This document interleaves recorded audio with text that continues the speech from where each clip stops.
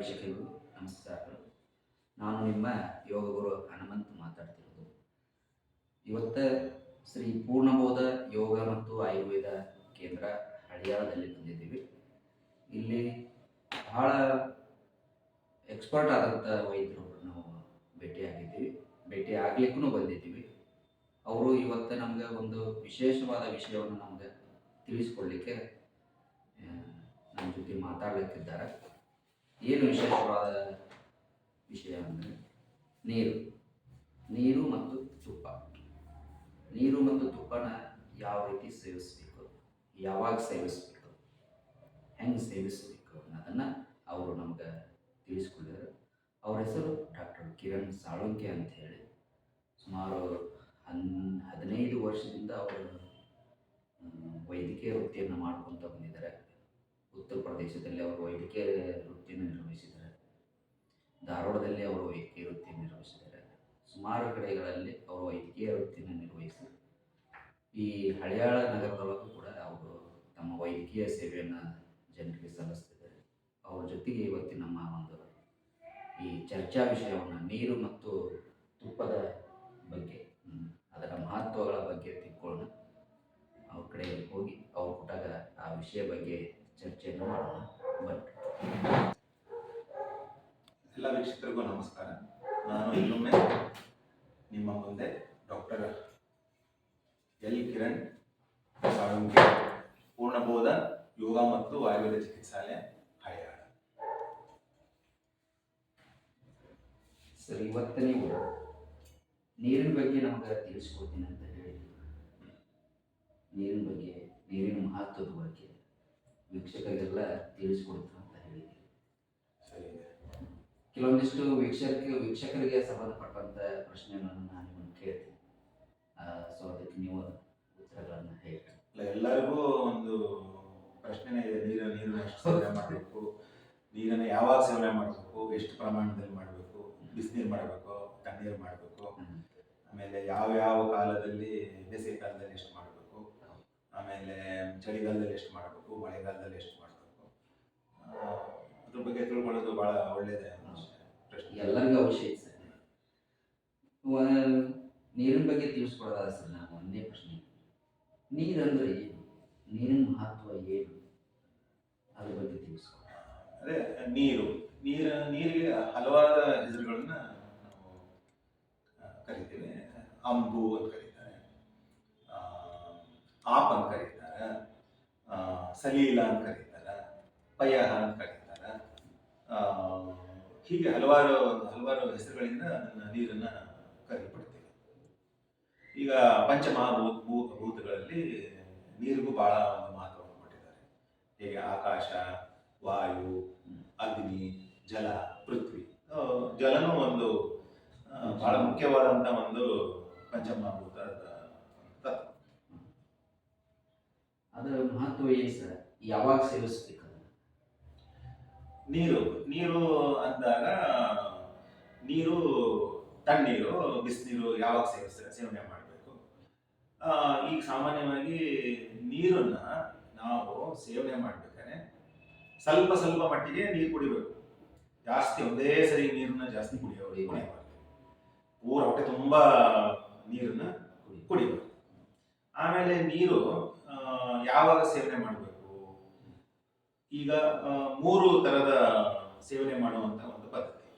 ಒಂದು ಊಟದ ಮೊದಲು, ಊಟದ ಜೊತೆಗೆ, ಮತ್ತೆ ಊಟ ಆದ ನಂತರ. ಈಗ ಊಟಕ್ಕಿಂತ ಮೊದಲೇನೆ ನೀರನ್ನ ಜಾಸ್ತಿ ಪ್ರಮಾಣದಲ್ಲಿ ಸೇವನೆ ಮಾಡಿದ್ರೆ ನಮ್ಮ ಜೀರ್ಣಶಕ್ತಿ ಸ್ವಲ್ಪ ಮಟ್ಟಿಗೆ ಕಡಿಮೆ ಆಗ್ತದೆ. ಊಟ ಮಾಡಬೇಕಾದ್ರೆ ಊಟ ಕಮ್ಮಿ ಹೋಗುತ್ತೆ, ಹಾಗಾಗಿ ದೇಹದ ತೂಕ ಕಮ್ಮಿ ಆಗುತ್ತೆ. ನೀರನ್ನ ಊಟಕ್ಕಿಂತ ಮೊದಲೇ ತಗೊಂಡ್ರೆ ಜೀರ್ಣಶಕ್ತಿ ಕಮ್ಮಿಯಾಗಿ ಊಟ ಕಮ್ಮಿ ಮಾಡಿ ದೇಹದ ತೂಕ ಇಳಿಯುತ್ತೆ. ಊಟದ ಜೊತೆಗೆ ನೀರನ್ನ ನೀವು ಊಟ ಮಾಡ್ಕೊಂತ ನೀರನ್ನ ಸೇವನೆ ಮಾಡಿದ್ರೆ ನಿಮ್ಮ ತೂಕ, ದೇಹದ ತೂಕ ಎಷ್ಟಿರುತ್ತೋ ಅಷ್ಟೇ ಇರ್ತದೆ. ನೀರನ್ನ ಊಟ ಆದಮೇಲೆ ಅತಿ ಹೆಚ್ಚು ಪ್ರಮಾಣದಲ್ಲಿ ನೀರನ್ನ ಸೇವನೆ ಮಾಡಿದ್ರೆ ದೇಹದ ತೂಕ ಜಾಸ್ತಿ ಆಗುತ್ತೆ. ಯಾಕೆ ಜಾಸ್ತಿ ಆಗುತ್ತೆ ಅಂದ್ರೆ ಅಜೀರ್ಣ ಆಗಿ ಧಾತುಗಳಲ್ಲಿ ಇರ್ತಕ್ಕಂಥ ಜೀರ್ಣಶಕ್ತಿ ಕಡಿಮೆಯಾಗಿ ಧಾತು ಅವರಿಗೆ ಹೈಪೋಥೈರಾಯ್ಡಿಸಮು, ಥೈರಾಯ್ಡ್ ಪ್ರಾಬ್ಲಮ್ಗಳು, ಚರ್ಮದ ಕಾಯಿಲೆಗಳು, ಆಮೇಲೆ ಕಣ್ಣಿನ ಸಮಸ್ಯೆಗಳು, ಆಮೇಲೆ ಮಧುಮೇಹ, ಪ್ರಮೇಹ ಇಂಥ ಸಮಸ್ಯೆಗಳೆಲ್ಲ ಬರ್ತದೆ ನೀರನ್ನ ಊಟ ಆದ್ಮೇಲೆ ಸೇವನೆ ಮಾಡೋದು. ತಪ್ಪಾಗಿ ಸೇವಿಸೋದ್ರಿಂದನೂ ನೀರಿಗಿಂದನೂ ಕಾಯಿಲೆ ಕಾಯಿಲೆಗಳು ಬರ್ತದೆ. ಈ ನೀರು ಬಹಳ ಜಾಸ್ತಿ ಕುಡಿದ್ರೆ ನೀರು ತುಂಬಾ ಒಳ್ಳೇದು ಅಂತಾರೆ ಜನ. ನೀರು ಜಾಸ್ತಿ ಕುಡಿಯೋದ್ರಿಂದ ನಿಮ್ಮ ವ್ಯಾಧಿಗಳು ಕಡಿಮೆ ಆಗೋದಿಲ್ಲ, ನೀರು ಸೇವನೆ ಮಾಡೋದ್ರಿಂದನೂ ವ್ಯಾಧಿಗಳು ಜಾಸ್ತಿ ಬರ್ತದೆ. ನೀರಿಂದನೂ ಬರೋ ಚಾನ್ಸಸ್ ಅದಾವೆ. ಈಗ ನೀವು ತುಂಬಾ ದಣಿದಿದ್ದೀರಿ, ಎಲ್ಲೋ ತುಂಬಾ ದೂರ ನಡ್ಕೊಂಡು ಬಂದಿದ್ದೀರಿ, ಬಾಯಾರಿಕೆ ಆಗ್ತಾ ಇದೆ, ಅವಾಗಲೂ ಸಹ ಒಂದೇ ಸರಿ ನಾವು ನೀರನ್ನ ಜಾಸ್ತಿ ಕುಡಿಬಾರ್ದು. ಈಗೆಲ್ಲ ಆಟ ಆಡ್ಕೊಂಡು ಬಂದಿದ್ದೀರಿ, ತುಂಬಾ ಜಾಸ್ತಿ ಆಟ ಆಡಿದ್ರಿ, ಮೈಯೆಲ್ಲ ಬಿಸಿ ಇರುತ್ತೆ, ಬಂದ ತಕ್ಷಣ ನೀರನ್ನ ಒಂದೇ ಸರಿ ಕುಡಿಬಾರ್ದು. ಕುಡಿದ್ರೆ ಕಣ್ಣಿನ ರೋಗದ ಸಮಸ್ಯೆಗಳು, ಕುತ್ತಿಗೆಯಿಂದ ಅಂದ್ರೆ ಭುಜದ ಮೇಲಿನ ಸಮಸ್ಯೆಗಳೆಲ್ಲ ಬರ್ತದೆ. ಕುತ್ತಿಗೆ ನೋವು ಬರಬಹುದು, ಕಣ್ಣಿನ ಸಮಸ್ಯೆ ಬರಬಹುದು, ಮುಖಪಾಕ ಸಮಸ್ಯೆಗಳು ಬರಬಹುದು, ಬಾಯಲ್ಲಿ ಗುಂಡುಗಳಾಗಬಹುದು, ಈ ಥೈರಾಯ್ಡ್ ಸಮಸ್ಯೆ ಬರಬಹುದು. ಸೊ ಎಲ್ಲೇ ನೀವು ದಣಿವು ಆಗಿ ಬಹಳ ಕೆಲಸ ಮಾಡಿ ಬಾಯಾರಿಕೆಯಾಗಿ ಬಂದ ತಕ್ಷಣ ಮನೆಗೆ ಒಂದೇ ಸರಿಗೆ ಅತಿ ಹೆಚ್ಚಿನ ಪ್ರಮಾಣದಲ್ಲಿ ನೀರನ್ನು ಆದ್ರೆ ಈ ಕೆಲವು ಮಂದಿ ದಣ್ಕೊಂಡು ಬಂದಾಗ ಈ ಹಳ್ಳಿ ಕಡೆ ಎಲ್ಲ ನಮ್ಮ ರೈತರು ಮಾಡಿದ್ರು ತುಂಬಾ ದಣವಾಗೈತಿ ಅಂತ ಹೇಳಿ ಬಂದ್ಬಿಟ್ಲೆ ಕೊಂಚ ನೀರು ಗಟ್ಟ ಗಟ್ಟ ಗಟ್ಟ ಅಂತ ಅಂದ್ರೆ ಕುಡಿಬಾರ್ದು, ನಿಧಾನವಾಗಿ ಕುಡಿಬೇಕು. ಈಗ ತಣ್ಣೀರು ಮತ್ತೆ ಬಿಸಿನೀರು. ತಣ್ಣೀರು ನೀವು ಕುಡಿತಾ ಇದ್ದೀರಿ ಅಂದ್ರೆ ಅದು ಸ್ವಲ್ಪ ಮಟ್ಟಿಗೆ ಕುಡಿಬೇಕು. ನೀವು ನಮ್ಮಲ್ಲಿ ಹೇಳ್ತಾರೆ ಆಯುರ್ವೇದದಲ್ಲಿ ಸ್ಥ್ಯೋಕ ಮಾತ್ರ ಅಂದ್ರೆ ಸ್ವಲ್ಪ ಸ್ವಲ್ಪ ಸ್ವಲ್ಪ ಬಾಯಿಯನ್ನ ಹಸಿರಾಗುವಷ್ಟು ನೀರು ಕುಡಿಬೇಕು. ಸುಮ್ಮನೆ ತುಂಬಾ ಹೊಟ್ಟೆ ತುಂಬಾ ನೀರು ಕುಡಿಯೋದಲ್ಲ. ಅದು ನೀರು ಜಾಸ್ತಿ ನೀರು ಕುಡಿಯೋದ್ರಿಂದ ಏನಾಗ್ತದೆ, ಅಗ್ನಿ ಕಮ್ಮಿ ಅಂದ್ರೆ ಜೀರ್ಣಶಕ್ತಿ ಕಡಿಮೆ ಆಗ್ತದೆ. ಆಮೇಲೆ ಆಹಾರ ಜೀರ್ಣ ಆಗೋದಿಲ್ಲ, ಆಮೇಲೆ ಬಾಯಿನ ಜೊಲ್ಲು ಜಾಸ್ತಿ ಬರೋದು, ಅಜೀರ್ಣ ಸಮಸ್ಯೆಗಳು ಕಾಣಿಸ್ಕೊಳುತ್ತೆ. ನಾವು ಏನಂತೀವಿ, ಯಾವಾಗಲೂ ನೀರು ಕುಡಿಬೇಕಾದ್ರೆ ಸ್ವಲ್ಪ ಪ್ರಮಾಣದಲ್ಲಿ ಬಿಸಿ ಇರಬೇಕು, ಬಾಯಿ ಹಸಿಯಾಗುವಷ್ಟೇ ನೀರು ಕುಡಿಬೇಕು, ಜಾಸ್ತಿ ನೀರನ್ನು ಕುಡಿಬಾರ್ದು. ಹಂಗಾರೆ ನೀರು ಕುಡಿಬಾರ್ದು ಅಂತ ಸರ್, ಒಂದು ದಿನಕ್ಕೆ ಒಬ್ಬ ಮನುಷ್ಯ ಎಷ್ಟು ಲೀಟರ್ ನೀರು ಕುಡಿಬೇಕು? ಈಗೆಲ್ಲ ಬೇರೆ ಬೇರೆ ಡಾಕ್ಟರ್ಸ್ ಎಲ್ಲ ಹೇಳ್ತಿರ್ತಾರೆ 5 ಲೀಟರ್ ಕುಡಿಬೇಕು, 4 ಲೀಟರ್ ಕುಡಿಬೇಕು, 3 ಲೀಟರ್, ಅದೆಲ್ಲ ಸರಿ ಹೋಗ್ತಾ? ಅದೇ ಅದು ಒಂದು ಬಹಳ ಜನದ ಮನಸ್ಸಿನಲ್ಲಿ ತಪ್ಪು ಕಲ್ಪನೆ ಇದೆ. ಏನಪ್ಪ ಅಂದ್ರೆ, ನೀರು ಜಾಸ್ತಿ ಕುಡಿದ್ರೆ, ಯಾರು ಜಾಸ್ತಿ ನೀರು ಕುಡಿತಾರೋ ಅಷ್ಟು ಆರೋಗ್ಯವಾಗಿರ್ತಾರೆ. ನೀರು ಜಾಸ್ತಿ ಕುಡಿದ್ರೆ ಆರೋಗ್ಯವಾಗಿರ್ತಾರೆ. ನಮ್ಮ ಶರೀರದಲ್ಲಿ ಕೆಲವೊಂದು ಮಲಗಳು ಹೋಗ್ತದೆ. ಈಗ ಬೆವರು ಹೋಗ್ಬೋದು, ಆಮೇಲೆ ಮಲ ಹೋಗ್ಬೋದು, ಮೂತ್ರ ಹೋಗ್ಬೋದು. ಇಷ್ಟು ಪ್ರಮಾಣದಲ್ಲಿ ಹೋಗ್ಬೇಕು ಅಂತಿದೆ. ಅದಕ್ಕಿಂತ ಕಮ್ಮಿನೂ ಹೋಗ್ಬಾರ್ದು, ಅದಕ್ಕಿಂತ ಜಾಸ್ತಿ ಹೋಗ್ಬಾರ್ದು. ಈಗ ನೀರನ್ನ ಎಷ್ಟು ತಗೋಬೇಕು ಅಂತಂದ್ರೆ, ನಿಮಗೆ ಬಾಯಿ ಹಸಿ ಆಗಬೇಕು, ಆಮೇಲೆ ನಿಮಗೆ ಈಗ ನೀರು ತೃಪ್ತಿಕರ ಅಂತ ಹೇಳ್ತೀವಿ. ತೃಪ್ತಿಕರ. ಕ್ಲಮಹಾರ ಅಂದ್ರೆ ಸುಸ್ತನ್ನ ಕಡಿಮೆ ಮಾಡೋದು, ಬಾಯಾರಿಕೆನ ಕಮ್ಮಿ ಮಾಡೋದು. ನಿಮಗೆ ಬಾಯಾರಿಕೆ ಯಾವಾಗ ಆಗುತ್ತೋ ಅವಾಗಲೇ ಬಾಯಿಗೆ ನೀರನ್ನು ಹಾಕಿಕೊಳ್ಬೇಕು. ಅದನ್ನು ಹಾಕೋಬೇಕಾದ್ರೆ ಸ್ವಲ್ಪ ಪ್ರಮಾಣದಲ್ಲೇ ಹಾಕೋಬೇಕು. ಹೊಟ್ಟೆ ತುಂಬ ನೀರನ್ನ ಕುಡಿಯೋ ಅವಶ್ಯಕತೆ ಇಲ್ಲ. ಸ್ವಲ್ಪ ಪ್ರಮಾಣ ಅಂದ್ರೆ ಸರ್ ಎಷ್ಟು? ಒಂದು ದಿನಕ್ಕೆ ಒಬ್ಬ ಮನುಷ್ಯ ಎಷ್ಟು ನೀರು ಕುಡಿಬೇಕು ಈಗ ಆರೋಗ್ಯವಾಗಿರಬೇಕು? ಈಗ ಚಳಿಗಾಲದಲ್ಲಿ ನೀವು ಒಂದು 700 ml ಇಂದ ಹಿಡಿದು 850 ml ತನಕ ಕುಡಿದ್ರೆ ಸಾಕು. ಬೇಸಿಗೆಗಾಲದಲ್ಲಿ 1 ಲೀಟರ್ ಹಿಡಿದು 1 ಲೀಟರ್ ಮೇಲೆ 250 ml ನೀರನ್ನ ಕುಡಿದ್ರೆ ಸಾಕು. ಅಂದ್ರೆ ಬಾಯಾರಿಕೆ ಆದಾಗ ನೀವು ನೀರು ಕುಡಿಬೇಕು, ನಿದ್ದೆ ಬಂದಾಗ ನಿದ್ದೆ ಮಾಡಬೇಕು, ಹಸಿವಾದಾಗ ಊಟ ಮಾಡಬೇಕು. ಇಷ್ಟೇ ಆರೋಗ್ಯದ ಸೂತ್ರ ಅಂದ್ರೆ. ಈಗ ತಣ್ಣೀರು ಮತ್ತು ಬಿಸಿನೀರು ಕುಡಿಯೋದ್ರಿಂದ ನಮ್ಮ ದೇಹದೊಳಗೆ ಏನೇನು ಬದಲಾವಣೆಗಳಾಗ್ತವೆ ಸರ್? ಅದರದ್ದೇನು ಮಹತ್ವ ತಣ್ಣೀರು ಮತ್ತು ಬಿಸಿನೀರು? ಈಗ ತಣ್ಣೀರು ತೃಪ್ತಿಕರ ಅಂದ್ರೆ ನಮಗೆ ಒಂದು ಸ್ಯಾಟಿಸ್ಫ್ಯಾಕ್ಷನ್ ಕೊಡ್ತದೆ. ತಣ್ಣೀರು ದಾಹ ಪ್ರಶಮಕ ಅಂದ್ರೆ ಮೈಯಲ್ಲಿ ಬಿಸಿ ಆದರೆ, ಬೇಸಿಗೆಯಲ್ಲಿ ಬಹಳ ಬಿಸಿ ಆಗ್ತದೆ, ಮೈ ಕಮ್ಮಿ ಮಾಡ್ತದೆ. ಪಿತ್ತನ ಕಡಿಮೆ ಮಾಡ್ತದೆ, ಸ್ವಲ್ಪ ಪ್ರಮಾಣದಲ್ಲಿ ತಗೊಂಡ್ರೆ. ಕ್ಲಮಹಾರ ಅಂದ್ರೆ ಸುಸ್ತನ್ನು ಕಮ್ಮಿ ಮಾಡುತ್ತೆ. ತೃಷ್ಣ ಅಂದ್ರೆ ಬಾಯಾರಿಕೆ ಆಗಿನ ಕಡಿಮೆ ಮಾಡುತ್ತೆ. ತಣ್ಣೀರನ್ನ ನೀವು ಯಾವಾಗ ಸೇವನೆ ಮಾಡಬೇಕು ಅಂತ ಹೇಳ್ಕೊಟ್ಟೆ. ಅಂದ್ರೆ ಯಾವಾಗ ನಿಮಗೆ ಬಾಯಾರಿಕೆ ಆಗುತ್ತೆ ಅವಾಗ ಕುಡೀರಿ, ಯಾವಾಗ ಸುಸ್ತಿರುತ್ತೋ ಅವಾಗ ಕುಡೀರಿ, ಯಾವಾಗ ತೃಷ್ಣ ಆಗುತ್ತೆ ಅವಾಗ ಕುಡೀರಿ, ಯಾವಾಗ ದಾಹ ಆಗುತ್ತೆ ಅವಾಗ ಕುಡೀರಿ. ಯಾವಾಗ ಕುಡಿಬಾರ್ದು, ತಣ್ಣೀರನ್ನು ಯಾವಾಗ ಕುಡಿಯಬಾರದು. ಈಗ ಕಣ್ಣಿನ ಸಮಸ್ಯೆ, ಕಣ್ಣಿಂದು ಅಂದರೆ ಅಭಿಷಂಧ ವ್ಯಾಧಿಗಳು ಅಂತ ಬರ್ತದೆ. Conjunctivitis, allergy conjunctivitis, infective conjunctivitis, ಕಣ್ಣಲ್ಲಿ ನೀರು ಸೋರ್ತಾ ಇದೆ. ಆ ಟೈಮಲ್ಲಿ ನೀರನ್ನು ನೀವು ಎಷ್ಟು ಕಮ್ಮಿ ಕುಡಿತೀರೋ ಅಷ್ಟು ಜಲ್ದಿ ಗುಣವಾಗ್ತೀರಿ. ಆಮೇಲೆ ನೆಗಡಿ ಆಗಿರುತ್ತೆ, ಮೂಗು ಸೋರ್ತಾ ಇರುತ್ತೆ, ನೆಗಡಿ ಭಾಳ ಜೋರ ನೆಗಡಿ ಆಗಿರುತ್ತೆ, ನೆಗಡಿ ಜ್ವರ. ಆ ಒಂದು ವೇಳೆಯಲ್ಲಿ ನೀರನ್ನು ನೀವು ಎಷ್ಟು ಕಮ್ಮಿ ಕುಡಿತೀರೋ, ಅಕಸ್ಮಾತ್ ಕುಡಿದೂ ಇಲ್ಲ ಅಂದ್ರೂ ನಡೀತದೆ, ಆ ವೇಳೆಯಲ್ಲಿ ಬಿಸಿನೀರು ಕುಡಿಬಹುದು ನೀವು. ಆಮೇಲೆ ಕೆಲವರಿಗೆ ಡಯಾಬಿಟಿಸ್ ಇರ್ತದೆ, ಡಯಾಬಿಟಿಸ್ನವರು ಸಹ ನೀರನ್ನು ಸ್ವಲ್ಪ ಕಮ್ಮಿ ಪ್ರಮಾಣದಲ್ಲೇ ಸೇವನೆ ಮಾಡಬೇಕು. ಆಮೇಲೆ ಡಯಾಬಿಟಿಸ್ ಗಾಯಗಳಾಗಿರ್ತವೆ, ಗಾಯ ಆಗಿ ಸೋರ್ತಾ ಇರುತ್ತೆ, ಆ ಒಂದು ಕಂಡೀಷನಲ್ಲೂ ಸಹ ನೀರನ್ನು ಕಮ್ಮಿ ಕುಡಿಬೇಕು. ನೀರು ಕಮ್ಮಿ ಕುಡಿಬೇಕಂದ್ರೆ ಸರ್ ಬಿಸಿನೀರು ಕಮ್ಮಿ ಕುಡಿಬೇಕು ಅಥವಾ ತಣ್ಣೀರು ಕಮ್ಮಿ ಕುಡಿಬೇಕು? ಆದಷ್ಟು ಕುಡಿಬೇಕು ಅಂದ್ರೆ ನೀರನ್ನ ಬಿಸಿನೀರೇ ಕುಡಿರಿ. ಬಿಸಿನೀರೇ ಕುಡಿ. ನಾ ಹೇಳ್ತಾ ಇರೋದು ತಣ್ಣೀರು. ತಣ್ಣೀರನ್ನು ಯಾವಾಗ ಕುಡಿಬಾರ್ದು ಅಂದ್ರೆ ಗಾಯಗಳಾದಾಗ, ಗಾಯ ಸೋರ್ತಾ ಇದ್ದಾಗ, ಕುಷ್ಠವ್ಯಾಧಿ ಅಂದ್ರೆ ಚರ್ಮ ಕಾಯಿಲೆಗಳಿದ್ದಾಗ ತಗೋಬೇಡಿ, ಕಣ್ಣಿನ ಸಮಸ್ಯೆ ಇದ್ದಾಗ ತಗೋಬೇಡಿ, ಕಾಲಿನ ಬಾವು ಬಂದಾಗ, ಕಾಲಿನ ಬಾವು ಇರ್ತದೆ, ಸ್ವೆಲ್ಲಿಂಗ್ ಇರ್ತದೆ, ಆ ಸಮಸ್ಯೆ ಇದ್ದಾಗಲೂ ತಣ್ಣೀರನ್ನು ಸೇವನೆ ಮಾಡಬಾರ್ದು. ಬಿಸಿನೀರನ್ನು ಸಹ, ಬಿಸಿನೀರು ಈಗ ನಾವು ಅಂತೀವಿ ಬಿಸಿನೀರು ಜೀರ್ಣಕರ, ಬಿಸಿನೀರು ಕುಡಿಯೋದ್ರಿಂದ ಆ ತಗೊಂಡಿದ್ದು ಆಹಾರ ಚೆನ್ನಾಗಿ ಜೀರ್ಣ ಆಗ್ತದೆ. ಆಮೇಲೆ ಶಾಮಕ, ಕಫನ ಕಮ್ಮಿ ಮಾಡ್ತದೆ. ಆಮೇಲೆ ನಿಮ್ಮ ಸ್ಥೌಲ್ಯನೂ ಕಡಿಮೆ ಮಾಡ್ತದೆ ಬಿಸಿನೀರು ಕುಡಿಯೋದ್ರಿಂದ. ಮತ್ತು ಬಿಸಿನೀರನ್ನ ನೀವು 2-3 ಲೀಟರ್ ಕುಡಿಯೋದ ಇಲ್ಲ, ಬಿಸಿನೀರು ಕುಡಿಯೋದಿದ್ರೂ ಸಹ ಸ್ವಲ್ಪ ಪ್ರಮಾಣದಲ್ಲಿ ಕುಡಿಬೇಕು. ಊಟದ ಜೊತೆಗೆ ತಗೊಂಡ್ರೆ ತುಂಬಾ ಒಳ್ಳೆಯದು. ಈ ಬಿಸಿನೀರು ಊಟ ಮಾಡ್ಕೊಂತ ಯಾವಾಗ ಮಧ್ಯ ನೀರು ಕುಡಿಬೇಕು, ಬಿಸಿನೀರು ಕುಡಿಬೇಕು. ಬಿಸಿನೀರು ಕುಡಿದ್ರೆ ಬಹಳ ಒಳ್ಳೆಯದು. ಆಮೇಲೆ ನೀರನ್ನ ಕಮ್ಮಿ ಕುಡಿಬೇಕು. ಒಂದು 4 ತುತ್ತಿಗೆ ಒಂದು ಸ್ವಲ್ಪ ಒಂದು 15 ml 20 ml ನೀರನ್ನ ಕುಡ್ಕೊಂಡ್ರೆ ಸಾಕು. ಈಗ ಕೆಲವೊಂದಿಷ್ಟು ವೈದ್ಯರೆಲ್ಲ ಸರ್ ಊಟದ ಮಧ್ಯೆ ನೀರು ಕುಡಿಬೇಡ್ರಿ ಅಂತ ಹೇಳ್ಬಿಡ್ತಾರೆ. ಊಟ ಆಗಿದ್ಮ್ಯಾಗ ಒಂದು ಅರ್ಧ ಗಂಟೆ ಬಿಟ್ಟು ನೀರು ಕುಡಿದ್ರೆ ಅವಾಗ ಚೆನ್ನಾಗಿ. ಅದು ಕರೆಕ್ಟ್? ಅದ್ರ ಬಗ್ಗೆ ಅಂದ್ರೆ ಈಗ ನಮ್ಮ ಜಠರವನ್ನ 3 ಭಾಗವಾಗಿ ವಿಂಗಡಣೆ ಮಾಡ್ತೀವಿ ನಾವು. ತ್ರಿವಿಧ ಕುಕ್ಷಿ ಅಂತ. ಸೊ ಅದರಲ್ಲಿ ಏನಪ್ಪಾ ಅಂದ್ರೆ, ನೀವು ಒಂದು ಭಾಗವನ್ನ ಗಟ್ಟಿಯಾದ ಆಹಾರದಿಂದ, ಇನ್ನೊಂದು ಅರ್ಧ ಭಾಗವನ್ನ, ಒಂದನೇ 3 ಭಾಗವನ್ನ ನೀರಿನಿಂದ ತುಂಬಬೇಕು, ಇನ್ನು 1/3 ಭಾಗವನ್ನ ಖಾಲಿ ಬಿಡಬೇಕು. 3 ಭಾಗದಲ್ಲಿ 1 ಭಾಗವನ್ನ ಗಟ್ಟಿ ಆಹಾರದಿಂದ, ಇನ್ನೊಂದು ಭಾಗವನ್ನ ನೀರಿನಿಂದ, ಇನ್ನೊಂದು ಭಾಗವನ್ನ ಖಾಲಿ ಬಿಟ್ಟಿರ್ಬೇಕು. ಸೊ ಒಂದು ಸರಿ ಧಕ್ಕೆ ಬಂದ್ರೆ ನಾವು ಊಟನ ಕಮ್ಮಿ ಸೇವನೆ ಮಾಡಬೇಕು ಅಥವಾ ಅದನ್ನ ನಿಲ್ಲಿಸಿದ್ರೆ ಸಾಕು. ಸೊ ಹಾಗಾಗಿ ಊಟ ಮಾಡ್ಬೇಕಾದ್ರೆ ಸ್ವಲ್ಪ ನೀರು ತಗೋಬೇಕು. ಅದು ಬಿಸಿನೀರು ತಗೊಂಡ್ರೆ ಜೀರ್ಣಶಕ್ತಿ ಚೆನ್ನಾಗ್ತದೆ, ತಗೊಂಡಿದ್ದ ಆಹಾರ ಜೀರ್ಣ ಆಗ್ತದೆ. ಹಂಗಾದ್ರೆ ಸರ್ ಈಗ ನೀರಿನೊಳಗೆ ಎಷ್ಟು ಪ್ರಕಾರಗಳು ಅಂದ್ರೆ, ಈಗ ಪ್ರದೇಶ ವೈಸ್ ನೀರುಗಳ ಪ್ರದೇಶ, ಈಗ ಹಳೆಯಾಳದೊಳಗದ್ವಿ, ಇಲ್ಲಿ ಒಂದು ನೀರಿನ ಗುಣಮಟ್ಟ ಬೇರೆ ಇರ್ತೈತಿ. ಈಗ ಬೇರೆ ಕಡೆ ಹೋದ್ವಿ, ಈಗ ಮಲೆನಾಡು ಕಡೆ ಒಂದು ನೀರಿನ ಗುಣಮಟ್ಟ ಬೇರೆ ಇರ್ತೈತಿ, ಈಗ ಬಯಲು ಸೀಮೆ ಕಡೆ ಒಂದು ನೀರಿನ ಗುಣಮಟ್ಟ ಬೇರೆ ಇರ್ತೈತಿ. ಅವುಗಳ ಬಗ್ಗೆ ಏನು ಮಹತ್ವ? ಈಗ ಒಣ ಸೀಮೆ ಇಲ್ಲ ಅಂದ್ರೆ ಬಯಲು ಸೀಮೆಯಲ್ಲಿ ಸಾಮಾನ್ಯವಾಗಿ ನೀರು ಸ್ವಲ್ಪ ಕ್ಷಾರೀಯವಾಗಿರ್ತದೆ. ಕ್ಷಾರೀಯ ಅಂದ್ರೆ ಆಲ್ಕಲೈನ್ ವಾಟರ್. ಸಾಮಾನ್ಯವಾಗಿ ಬಯಲು ಸೀಮೆ ಕಡೆ ಮಳೆ ಆಗೋದು ಕಡಿಮೆ.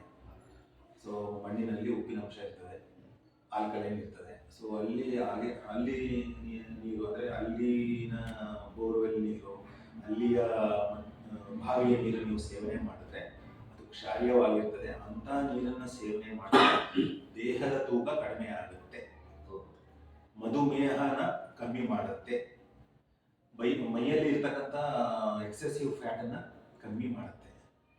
ಈಗ ನಾವೇನ್ ಮಾಡ್ತೀವಿ, ಮನೆಯಲ್ಲಿ RO ವಾಟರ್ ಯೂಸ್ ಮಾಡ್ತೀವಿ, ರಿವರ್ಸ್ ಆಸ್ಮೋಸಿಸ್ ವಾಟರ್ ಯೂಸ್ ಮಾಡ್ತೀವಿ. ಅದು ಒಳ್ಳೆ ನೀರಲ್ಲ, ತುಂಬಾ ರುಚಿ ಇರ್ತದೆ, ಆದ್ರೆ ಒಳ್ಳೆ ನೀರಲ್ಲ.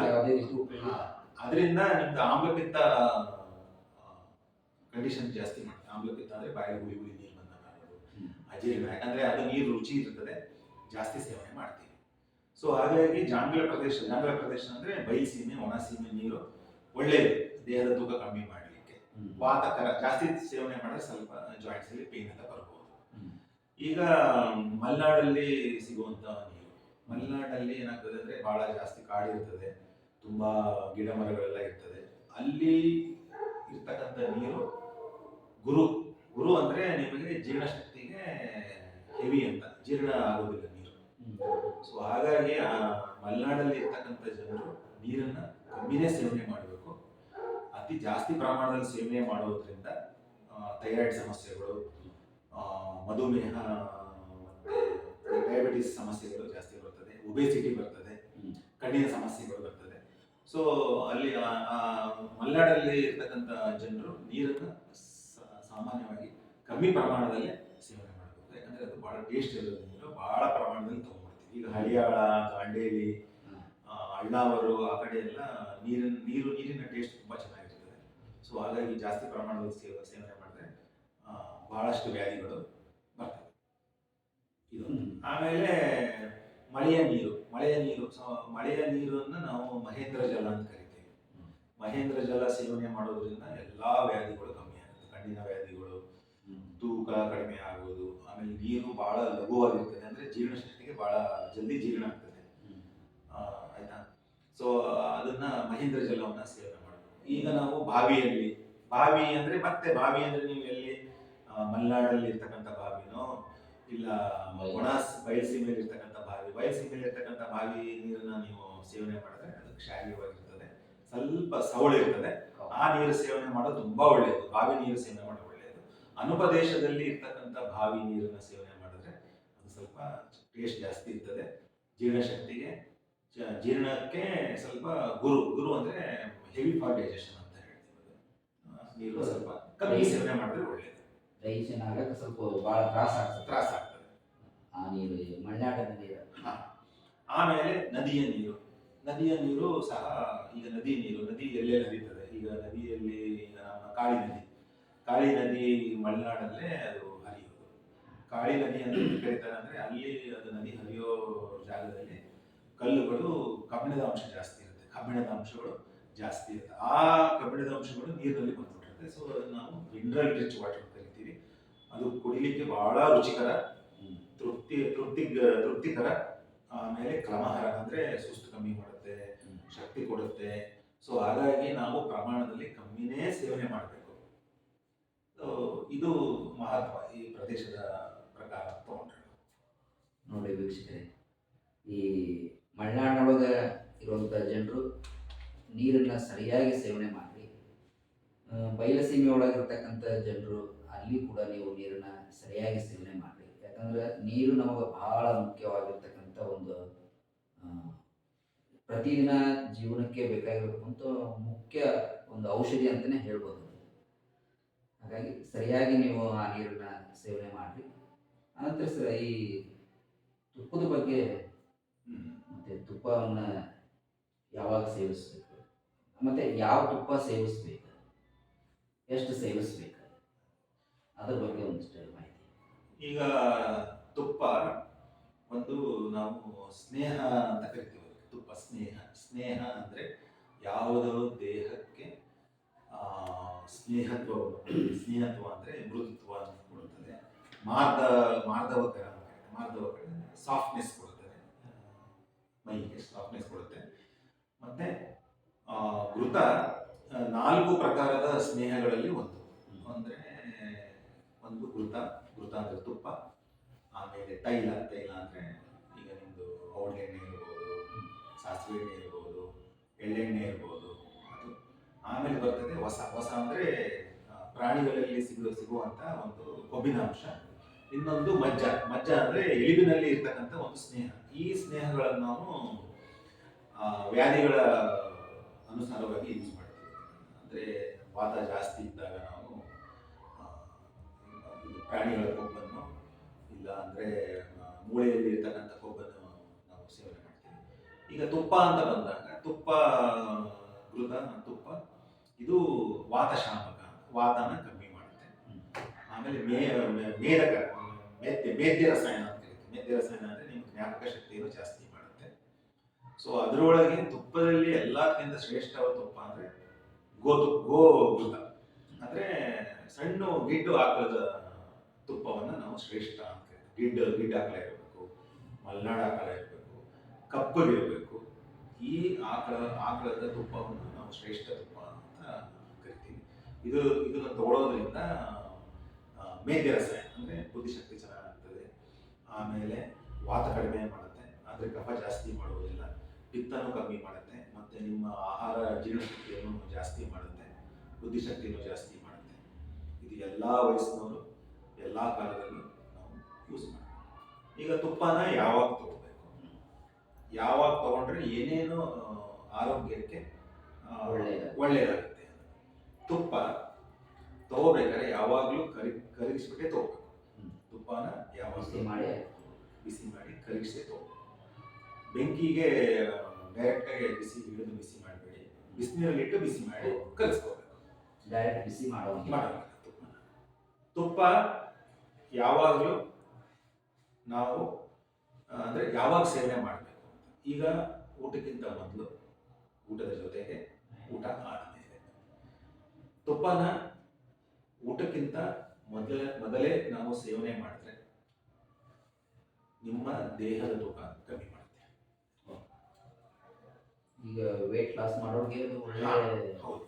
ತುಪ್ಪನ ಒಂದು ಗ್ಲಾಸ್ ನೀರಿನಲ್ಲಿ ಇಲ್ಲಾಂದ್ರೆ ಒಂದು ಗ್ಲಾಸ್ ಹಾಲಿನಲ್ಲಿ ಒಂದು 2 ರಿಂದ 3 ಚಮಚ ತುಪ್ಪ ಹಾಕೊಂಡು ಚೆನ್ನಾಗಿ ಕರಗಿಸ್ಕೊಂಡು, ನಿಮಗೆ ಹಿಂದಿನ ರಾತ್ರಿ ಊಟ ಮಾಡಿರ್ತಕ್ಕಂಥದ್ದು ಜೀರ್ಣ ಆಗಿರ್ಬೇಕು, ಅವಾಗ ಅದನ್ನ ಸೇವನೆ ಮಾಡಬೇಕು. ತಗೊಂಡಿರ್ತಕ್ಕಂಥ ಹಾಲು ಮತ್ತು ತುಪ್ಪ ಇಲ್ಲಾಂದ್ರೆ ನೀರು ತುಪ್ಪ ಜೀರ್ಣವಾದ ಮೇಲೆ ನೀವು ಡರ್ಕೆ ಬಂದ ಮೇಲೆ ಡರ್ಕೆಯಲ್ಲಿ ನೀವು ತುಪ್ಪದ ಸ್ಮೆಲ್ ಬರಬಾರ್ದು. ಆ ಜೀರ್ಣ ಆದ ಮೇಲೆ ನೀವು ಊಟನ ಮಾಡಬಹುದು. ಆ ರೀತಿ ತಗೊಳ್ಳೋದ್ರಿಂದ ಯಾವ ಕಾರಣಕ್ಕೂ ಬಾಡಿ ವೇಟ್ ಜಾಸ್ತಿ ಆಗೋದಿಲ್ಲ. ಎಲ್ಲರೂ ಸಾಮಾನ್ಯವಾಗಿ ತುಪ್ಪ ತಿನ್ನೋದು ಬಿಟ್ಬಿಟ್ಟಿದ್ದಾರೆ ಬಹಳಷ್ಟು. ನಾವು ದೇಹದ ತೂಕ ಜಾಸ್ತಿ ಆಗುತ್ತೆ, ಕೊಲೆಸ್ಟ್ರಾಲ್ ಆಗುತ್ತೆ. ತುಪ್ಪನ ತಗೊಳ್ಳೋದ್ರಿಂದ ಕೊಲೆಸ್ಟ್ರಾಲ್ ದೇಹದ ತೂಕ ಜಾಸ್ತಿ ಆಗೋದಿಲ್ಲ. ಯಾವ ರೀತಿ ಅಂದ್ರೆ ನೀವು ಊಟಕ್ಕಿಂತ ಮೊದಲೇ ತಗೊಂಡ್ರೆ ಯಾವ ಕಾರಣಕ್ಕೂ ದೇಹದ ತೂಕ ಜಾಸ್ತಿ ಆಗೋದಿಲ್ಲ. ಊಟಕ್ಕಿಂತ ಮೊದಲೇನೆ ತುಪ್ಪ ಸೇವನೆ ಮಾಡಿದ್ರೆ ನಿಮ್ಮ ದೇಹಕ್ಕೆ ಒಳ್ಳೆ ಶಕ್ತಿಯನ್ನು ಕೊಡುತ್ತೆ. ಆಮೇಲೆ ಜಾಯಿಂಟ್ಸ್ ಪ್ರಾಬ್ಲಮ್ಗಳೆಲ್ಲ ಕಮ್ಮಿ ಆಗುತ್ತೆ. ಅದೇ ತುಪ್ಪನ ನೀವು ಊಟದಲ್ಲಿ ಅನ್ನದಲ್ಲಿ ಹಾಕೊಂಡು ತಗೊಳ್ಳೋದ್ರಿಂದ ನಿಮ್ಮ ದೇಹದ ತೂಕ ಸ್ವಲ್ಪ ಮಟ್ಟಿಗೆ ಜಾಸ್ತಿ ಆಗ್ಬೋದು. ಬಹಳ ಜಾಸ್ತಿ ಆಗಲ್ಲ, ಸ್ವಲ್ಪ ಮಟ್ಟಿಗೆ ಜಾಸ್ತಿ ಆಗ್ಬೋದು. ಸೊ ದೇಹದ ತೂಕ ಜಾಸ್ತಿ ಮಾಡ್ಕೊಳ್ಳೋರು ಊಟದ ಜೊತೆಗೆ ತುಪ್ಪವನ್ನು ಸೇರಿಸಿ ತಗೋಬೇಕು.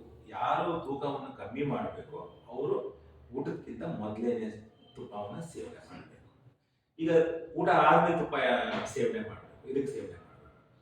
ಊಟ ಆದ್ಮೇಲೆ ತುಪ್ಪವನ್ನು ನೀವು ಹಾಲಿನಲ್ಲಿ ಇಲ್ಲಾಂದ್ರೆ ನೀರಿನಲ್ಲಿ ಕಲಿಸ್ಕೊಂಡು ಕುಡಿಯೋದ್ರಿಂದ ನಿಮ್ಮ ಕುತ್ತಿಗೆ ಸಮಸ್ಯೆ, ಸರ್ವೈಕಲ್ ಸ್ಪಾಂಡಿಲೈಟಿಸ್ ಅಂತ ಹೇಳ್ತಾರೆ, ಅಥವಾ ಕಿವಿಯಲ್ಲಿ ನೋವು ಇರ್ತಕ್ಕಂಥದ್ದು, ಅಥವಾ ಶಿರಶೂಲ ಇದ್ದವರು, ತಲೆನೋವು ಇದ್ದವರು ಆ ರೀತಿ ತಗೊಳ್ಳೋದ್ರಿಂದ, ಇಲ್ಲ ಭುಜದಲ್ಲಿ ನೋವು ಇರ್ತದೆ, ಫ್ರೋಸನ್ ಶೋಲ್ಡರ್ ಅಂತ ಕರೀತಾರೆ. ಫ್ರೋಸನ್ ಶೋಲ್ಡರ್ ಅಂದ್ರೆ ಕೈಯೆಲ್ಲ ಎತ್ತಲಿಕ್ಕೆ ಬರೋದಿಲ್ಲ, ಕೈ ನೋವು ಇರ್ತದೆ, ಅಂಥವರು ಊಟ ಆಗಿ ಮಲಗಬೇಕಾದ್ರೆ ಒಂದು ಗ್ಲಾಸ್ ಹಾಲಿನಲ್ಲಿ 2 ಚಮಚ ಇಲ್ಲ 3 ಚಮಚ ಕರಿ ತುಪ್ಪ ಹಾಕೊಂಡು ಕುಡಿದ್ರೆ ಸಮಸ್ಯೆ ಕಡಿಮೆ ಆಗುತ್ತೆ. ಸೊ 3 ರೀತಿ ನಾನು ನಿಮ್ಗೆ ಹೇಳಿದೆ. ಊಟಕ್ಕಿಂತ ಮೊದಲೇ ಊಟ ತಗೊಂಡ್ರೆ ಏನಾಗುತ್ತೆ, ಊಟದ ಜೊತೆ ತಗೊಂಡ್ರೆ, ಊಟ ಆದ್ಮೇಲೆ ತಗೊಂಡ್ರೆ.